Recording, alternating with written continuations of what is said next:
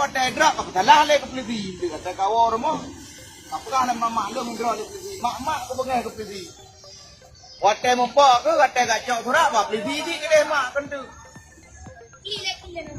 Yang terus ke deh baru ke klik mak ke. Pak tolong saya pak mak ke bahasa Indonesia lagi apa yang di deh kampung. Mak tolong saya pak. Anak saya salah pak. Macam mana pak? Kayak mana lagi pak anak saya pak?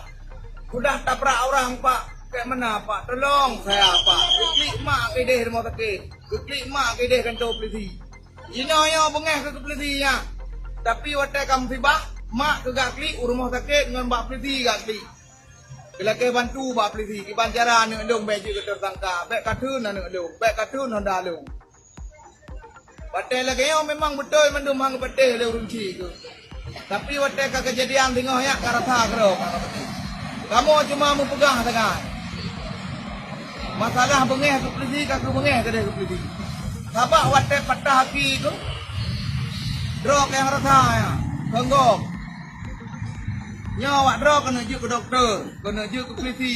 Kena juk ke pu leh tengok. Gara-gara patah haki, keleket muka, patah boy dom, gadah ego ke.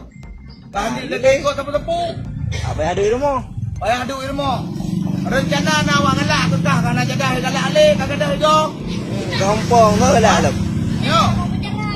Ya apa kapatah haki tak kajak ka menan ha. Ha, benar nak ngelak ada gua ka. Nak ngelak kalau ruang ka. Anale. Hero ke demo. Menang. Tak kajak. Apa? Ada dengar. Helm tak pakai. Ada lagi orang gambrok dak kai polisi ke? Nah bro, kai polisi. Bro juga pegang.